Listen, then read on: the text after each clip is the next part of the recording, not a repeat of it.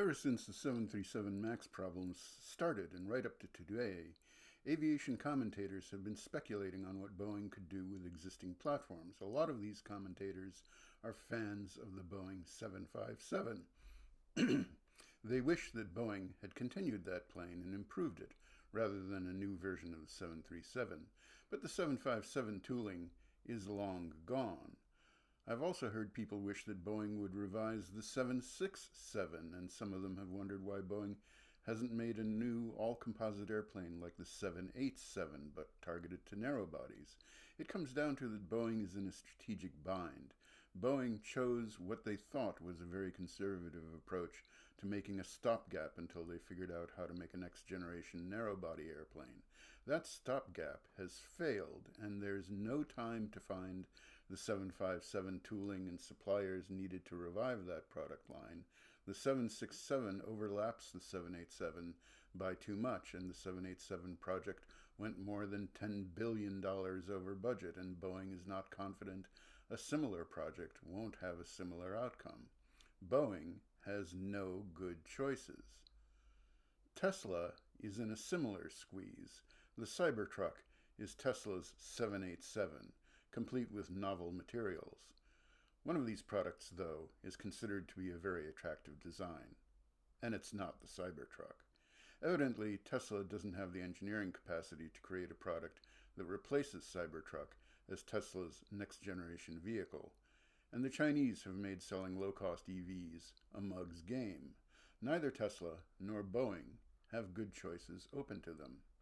If there's an example of facing a problem without Is there an example, rather, of facing a problem without being in a strategic bind?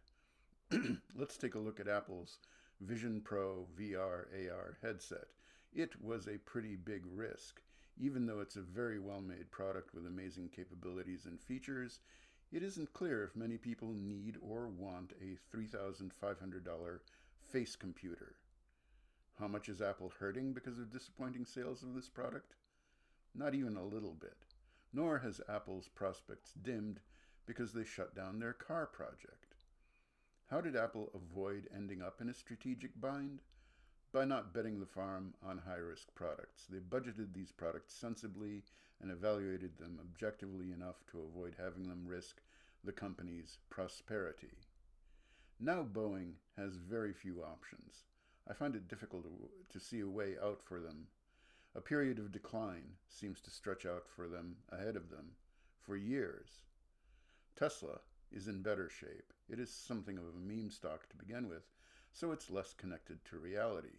As long as Elon can keep tap dancing and people keep believing self-driving will be fully full any day now, the stock price levitates above the rest of the auto industry. But Tesla is losing market share quickly. That's a sign that legacy car makers are figuring out how to make very good electric vehicles. Where will the breaking point come? I think Tesla can manage to levitate its stock as long as it has the leading market share in electric vehicles. Only when it's clear Tesla can't maintain that position will Elon no longer be able to sell the future to investors.